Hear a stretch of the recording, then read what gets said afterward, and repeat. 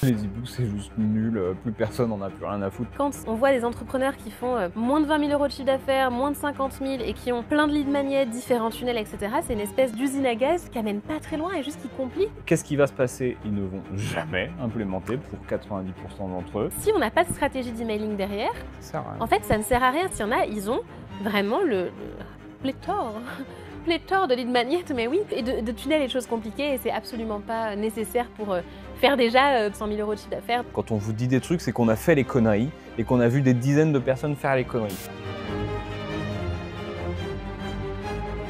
Bonjour et bienvenue dans ce nouvel épisode de Amour, Gloire et Business.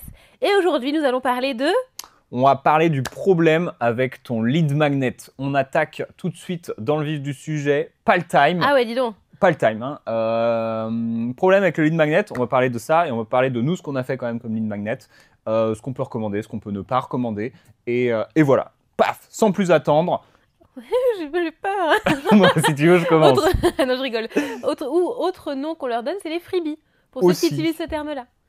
Écoute, t'as l'air tellement lancé que je n'ose pas prendre la parole, donc je t'en prie, Ok. vas-y. Si on attaque, on en a parlé rapidement dans l'épisode précédent, mais peut-être qu'il est précédent. C'était Ou l'épisode futur, on ne sait pas. c'était l'épisode sur quoi qu'on vient de tourner? Sur les webinaires et les Sur challenges. les webinaires et les challenges. Donc si c'est pas encore rattrapé, va le rattraper. Le problème en fait avec les lead magnets, c'est que parfois un mauvais lead magnet peut juste, saper tes ventes totales. Et on va te montrer ce qu'on recommande de faire à la place. Voilà, là on tease bien. Là, Ça, tu c'est vois, une là, bonne là, introduction. on est là. Ce que je veux dire par là, c'est que souvent les gens, en fait, dans leur lead magnet, ils vont en donner trop. Soit ils vont donner trop de comment et trop de process. Donc c'est pour ça que parfois les challenges, alors je ne vais pas parler des e-books parce que les e-books c'est juste nul, plus personne n'en a plus rien à foutre, mais ça on va en reparler dans un instant. Mais le truc, c'est qu'ils vont avoir, je sais pas, une série de vidéos avec une série de choses à faire en se disant ça va être trop bien. Parce que du coup, si les gens ils font ça, ils vont voir qu'ils ont des résultats et du coup, eh ben, ça va être trop bien en fait. Ou alors même, ils vont faire des petits produits en disant je vais le vendre pas cher, mais ça va être un fleuve. Et ils vont se dire comme ça, ils en ont plein la tête. Comme ça, ils vont se dire que derrière mon accompagnement, ça va être un truc de fou malade. Non. Voilà ce qu'ils vont se dire. Putain, j'ai pas le temps de le consommer, ton machin, et j'ai pas que ça à foutre. Ça, c'est si c'est trop long. Et si c'est trop pratique, si c'est trop utile, en effet, genre plein de vidéos où tiens, tu vas pouvoir faire ça, petite formation, bah, ils vont se dire ok, ta formation est super, sauf que j'ai rien implémenté, j'ai pas le temps, mais dès que j'ai implémenté, je rejoins ton accompagnement, ton programme, ta formation. Qu'est-ce qui va se passer? Ils ne vont jamais implémenter pour 90% d'entre eux parce que c'est gratuit et qu'on valorise moins le gratuit comme d'habitude. Et qu'est-ce qui va se passer entre-temps? Bah, quelqu'un de plus agressif en marketing va les closer, du coup, ils ne pourront pas venir chez toi. Ça, c'était mon point sur le problème avec les lead magnets. Est-ce que tu as quelque chose à rajouter?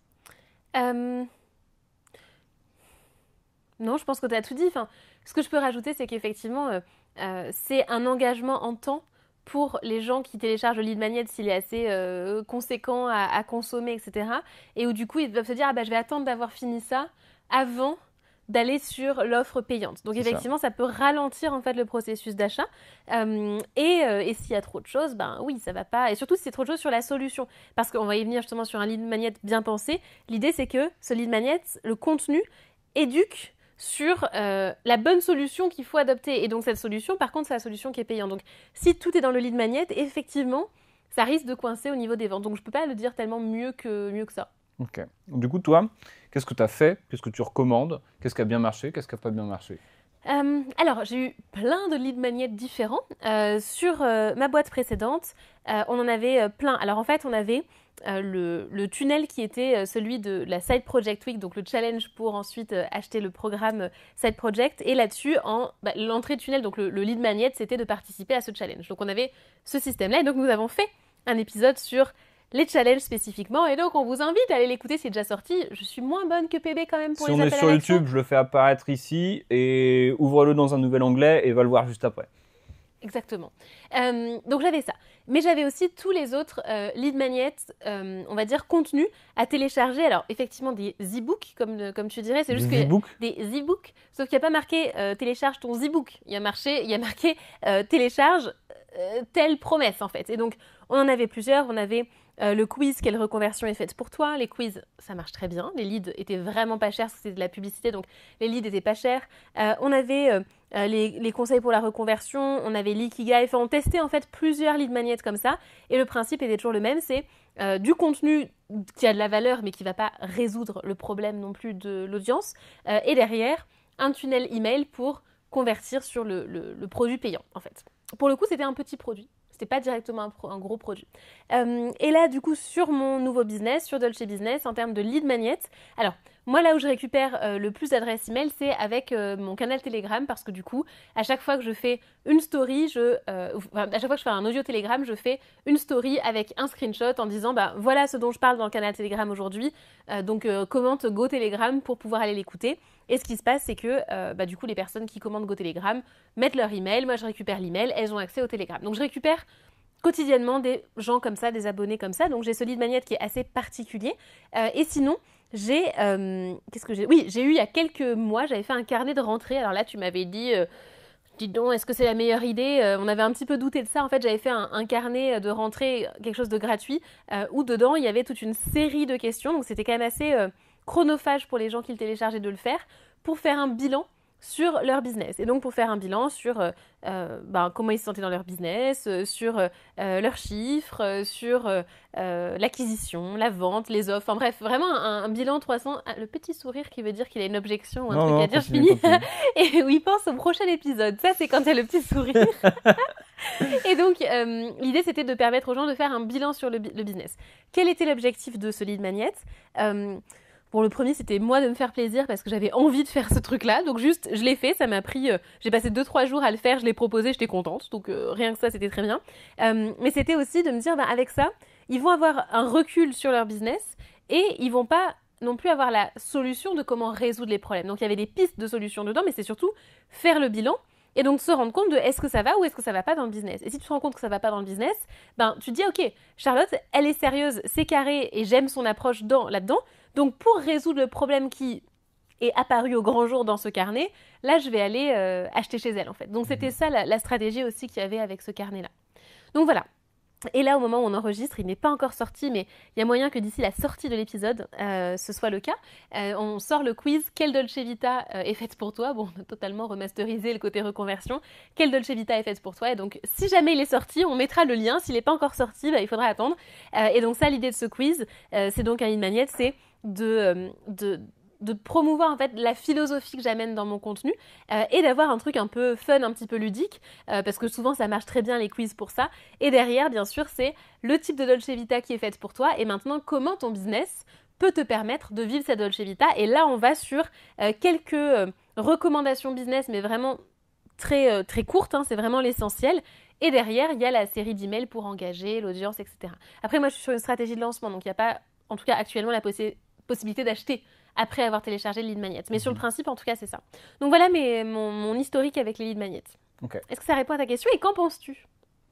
J'en pense qu'effectivement, les quiz, c'est pas mal. J'en pense qu'effectivement, tu as testé plein de choses. Tu as testé le petit produit et on pourra faire un épisode sur les petits produits parce que ça aussi, ça me fait péter des plombs. Qu'est-ce que j'en pense J'en pense rien, en fait. Super. Il est très inspiré par ce que je dis. Non, j'en pense... En fait, pendant ça, il faisait une petite sieste. Des fois, j'ai vu le regard qui partait vers ce qu'il allait dire. Hop là. Non, j'en pense que les gens, ils en font des tonnes sur le lead magnet et qu'en fait, arrêtez d'en faire des tonnes sur le lead magnet. En fait, c'est pas qu'on s'en fout un peu. C'est quoi faire des tonnes? C'est quel est le meilleur lead magnet à faire? C'est quoi? Il faut que j'en fasse 10, il faut que j'en fasse un par tunnel, tiens, il faut que je fasse celui-là. Il y a machin qui fait un lead magnet par je sais pas, par vidéo, par épisode de podcast, du coup, il faut que j'en fasse aussi ça. Non. Simplifie-toi la vie. Moi, je peux te donner les exemples de tout ce qu'on a fait. Moi, j'en ai fait des conneries sur Copy Rockstars au niveau, pas au niveau, si, au niveau lead magnet. En fait, là, vous écoutez ou vous regardez le podcast, on vous dit des trucs. Quand on vous dit des trucs, c'est qu'on a fait les conneries et qu'on a vu des dizaines de personnes faire les conneries. Donc déjà, vous dites pas non, mais moi, nanana. Non. Vous avez... Non, vous avez tort, on a raison. Vous avez 15-20 ans d'expérience en marketing qui vous parlent. Si vous vous êtes lancé l'année dernière, peut-être faites confiance à 15 ou 20 ans au total d'expérience entre nous deux. Tu vois, on cumule tous les deux 15-20 ans de market. Ouais, on est à Ouais. 14 ans, 15 ans de Donc, marketing, c'est vrai. donc il n'y a Bien pas de vu. moi situation spéciale. Donc, on a fait les conneries, donc on va vous les dire. C'est vrai. Première connerie que j'ai faite, moi, c'était de faire ce fameux. Alors, c'était pas un lead magnet, c'était un petit produit où je me suis dit, tiens, il y a un Américain qui fait ça, du coup, je vais faire pareil. Et l'Américain, il fait 10 fois mon chiffre d'affaires, il a 10 fois mon expérience, mais je vais faire comme lui, c'est une super idée. Petit produit à 12 €, de la pub directe dessus. Alors, ce petit produit, je l'ai vendu. Pas grâce à la pub. Donc, ça s'est vendu parce que les gens me découvraient, ils achetaient le petit produit, c'était cool, ça me faisait 12 € par prospect, j'étais content. Ça m'a pas du tout rendu millionnaire en revanche. Et par contre, sur la pub, je me suis dit, bah, je vais dupliquer le modèle, ça a marché, ça n'a pas marché. Déjà, premier truc. Ensuite, sur les lead magnets, moi, pendant très longtemps, je suivais une en fait, philosophie qui était, je veux que les gens me suivent pour mes emails, je veux pas qu'ils me suivent pour un machin à la con qu'ils vont ouvrir une fois et qu'ils vont oublier dans la foulée. Donc mon but, c'était de vendre mes emails. C'est rejoindre mes emails pour avoir tel bénéfice, tel bénéfice, tel bénéfice. Comme ça, le lead magnet devenait mes emails. Et je savais que là où j'allais avoir leur attention, c'était dans mes emails. Ça marchait bien parce que j'étais copywriter, mais ça marcherait bien dans plein de business différents, quels qu'ils soient. Toi, sur Postadem, ça pouvait être rejoins mes emails pour faire ta meilleure reconversion, blablabla. Et on suit juste les emails. Et juste rien que ça, fait, ça te permet d'avoir les meilleurs prospects. Tu vas avoir moins d'inscrits, factuellement, parce qu'il n'y a pas un petit truc un peu sexy de le machin un peu pimpant. Sauf que tes inscrits, ils vont être vachement plus quali. Moi, en vendant juste mes emails, j'ai eu 500 prospects. Ces 500 prospects m'ont ramené 100 000 balles la première année du business de formation.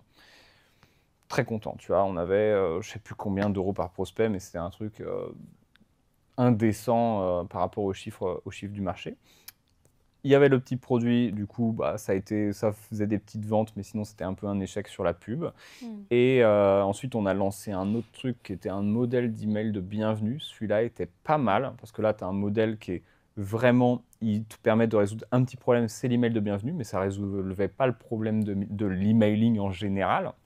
Donc, en gros, c'est pour ça les petits, soit les outils, soit les checklists, soit les choses comme ça qui te permettre de résoudre un petit problème, mais pas la totalité, ça va être quand même vachement bien et c'est applicable plus rapidement. En fait. Moi, je suis plus liste email, outils et outils checklist. Comme ça, ok, là, je sais que tu es utile et ton truc, je peux l'implémenter en 1 minute, en fait, et pas en 15 jours, ou juste même le lire en 15 jours comme un e-book. Et aujourd'hui, je me fais même, je m'embête plus puisqu'aujourd'hui, notre lead magnet, c'est ma vidéo de vente. Donc, tu t'inscris pour recevoir à la fois toute ma méthodologie et mes conseils pour passer ton business de 5K par mois à beaucoup plus. Et donc, tu as 20 minutes d'éducation sur ce sujet et 5 minutes où je te propose un appel. Et voilà, et c'est ça qui nous permet de générer de l'email et c'est largement suffisant. Ouais. En fait. Voilà. C'est comme toujours, ce qu'on dit, c'est d'aller sur des choses qui sont simples, en fait. Et quand on voit des entrepreneurs qui font moins de 20 000 € de chiffre d'affaires, moins de 50 000 et qui ont plein de lead magnets, différents tunnels, etc. C'est une espèce d'usine à gaz qui amène pas très loin et juste qui complique. Et du coup, le moindre changement, la moindre tentative, ensuite, faut tout changer. Enfin, c'est super lourd et il n'y a pas du tout besoin de ça. Alors après, sur des business plus avancés, je prends... sur Postadem, on avait intérêt à aller tester des lead magnets, à comparer le coût par lead, etc. Et donc et aussi, du coup, on pouvait avoir les tunnels derrière. Enfin, c'était quand même une machine qui était beaucoup plus costaud en fait. Donc oui, là, ça a du sens. Et encore, probablement qu'on aurait pu simplifier des choses, ça peut être plus clairement. simple, Mais en tout cas, c'était déjà plus légitime. Il y a beaucoup de cas dans lesquels, moi, je le vois parmi mes clients qui rejoignent Dolce Business ou même en immersion. Au début, quand je découvre leur business, il y en a, ils ont vraiment le pléthore de lead magnet, mais oui, et de tunnels et de choses compliquées, et c'est absolument pas nécessaire pour faire déjà, pour la plupart ici, vous cherchez déjà à faire 100 000 € de chiffre d'affaires, donc déjà d'aller faire ça de façon simple. C'est ça, surtout qu'en plus, le lead magnet, les gens vont se dire, je vais le faire avant d'avoir un programme ou un produit ou un accompagnement qui est validé. Or, il faut avoir l'accompagnement qui est validé, le product market fit, qui est avec son message, son discours de vente. Et ce message, ce discours de vente, cette promesse, cette cible, qui sont tous calés, on vient ensuite le faire couler dans un lead magnet qui devient logique à partir de là, et pas l'inverse. Et pas l'inverse, tout simplement. Et il y a une chose importante à rajouter aussi, c'est que si on crée un lead magnet, On crée donc un tunnel dans lequel on récupère les emails. Si on n'a pas de stratégie d'emailing derrière, en fait, ça ne sert à rien. C'est-à-dire que faire un freebie à lead magnet une fois pour récupérer des leads et derrière ne pas entretenir cette liste, parce que par exemple, vous utilisez surtout Instagram, vous dites « Ah, faut que je fasse un lead magnet pour récupérer les mails », mais il se passe rien ensuite. Donc, c'est pas exploité. Pour moi, si on fait vraiment une stratégie de lead magnet, dans ces cas-là, on sait que derrière, on envoie des emails qui convertissent, etc. Et on s'y met vraiment. Sinon, c'est un peu inutile, quoi. En tout cas, c'est pas 20-80. Je dis pas que ça va pas rapporter, mais disons que par rapport à la complexité, ça rapporte pas énormément. Ouais. Voilà.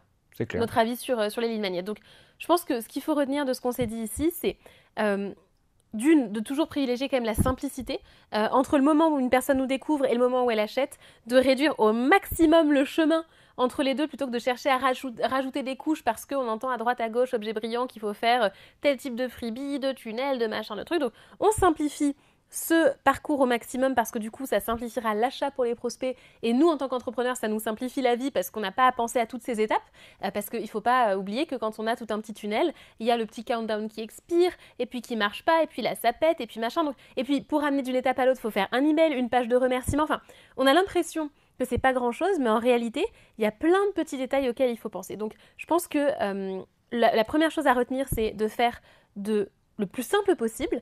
Quand à un moment vraiment on développe le business et qu'on cherche à aller pousser vraiment plus loin, là ça a du sens d'aller sur quelque chose un peu plus complet, plus travaillé, etc. Mais au début c'est pas nécessaire.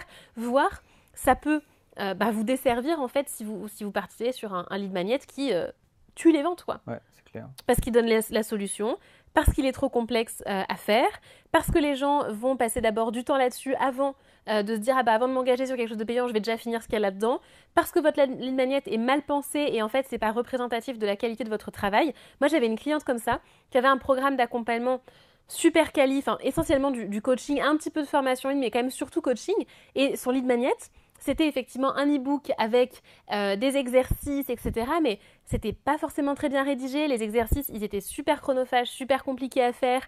Et du coup, c'était limite un produit à part entière, ce lead magnet, mais tellement fastidieux que les gens qui le téléchargeaient, alors ne faisaient pas forcément le retour, mais ça vendait pas. Donc on se doute que c'est parce que moi je l'ai vu, je dis en fait, à la place des prospects, ça me donne pas envie d'aller sur l'accompagnement payant derrière. Alors qu'une stratégie directe de conversation, closing, etc., là ça vend. Il n'y a pas besoin de rajouter ça. Voilà, en résumé. Je te rejoins. Je te rejoins surtout, sauf quand ça se développe, tu peux complexifier. Moi, je dirais même pas. En fait, c'est pas complexifier, c'est tu peux pousser plus, plus. Mais j'ai peur que ça complexifie plus qu'autre chose. T'as un truc qui marche, continue ce truc qui marche. Et si tu veux faire... C'est ça le sujet, c'est est-ce que ça marche ou pas. Parce que parfois, tu peux avoir aussi un de tes tunnels qui plafonne et tu dis, bon, là, il faut arriver à trouver un nouvel angle et autre chose. Et là, je trouve que ça a du sens d'aller chercher un autre lead magnet. Par exemple, sur Postalem, ce qu'on faisait, c'est que quand on avait un post Instagram ou un article de blog qui marchait bien, on se disait, ok, donc là, il y a de la demande, on va aller récupérer les adresses email grâce à ça. Et donc là, on faisait un lead magnet. Voire une offre, en fait. Par exemple, il y avait donc Marine de mon équipe qui s'était rendu compte qu'à chaque fois qu'elle faisait un post Instagram sur les multipotentiels, ça cartonnait. Du coup, ou sur l'ikigai aussi. Et un multipotentiel, je m'en souviens particulièrement. Du coup, qu'est-ce qu'on fait ? On va faire un produit autour de ça. Donc là, ça a du sens parce qu'on sait qu'il y a de la demande et qu'on va récupérer les emails comme ça, mais aussi parce qu'il y avait une stratégie d'emailing poussée. C'était de l'email quotidien, c'était que de la vente par mail. Donc là, ça a du sens d'aller quand même chercher un maximum de leads email là-dessus. Et parce que vous aviez aussi une stratégie de plein de produits. C'est ça. Il faut toujours prendre la vision d'ensemble. Parfait. Bah oui, je pense qu'on a fait un bon petit tour. Bon. Donc, c'est pas de pas faire lead magnet, mais de le penser si on le fait d'une bonne façon. Et dans beaucoup de cas, c'est pas la priorité, en tout cas. La priorité, c'est toujours d'aller vendre. Donc, rapprochez-vous de la vente la plus directe possible. Exactement. Bien, Pierre-Baptiste Ponson, vous avez fait un bon petit tour sur le lead magnet. Appel à l'action ? Appel à l'action. Vous pouvez noter 5 étoiles. Télécharger nos lead magnets. Télécharger nos lead magnets, ils sont là. On a des e-books. Non, en plus, il n'y en a pas. S'il y a le truc, s'il y a le truc Dolce Vita, s'il y a le quiz Dolce Vita, on le mettra. Sinon, mettez 5 étoiles sur Apple Podcast et Spotify, un abonnement sur YouTube. Pensez-y, ça nous soutient. Et on se retrouve dans le prochain épisode. Yes, à bientôt. Bisous.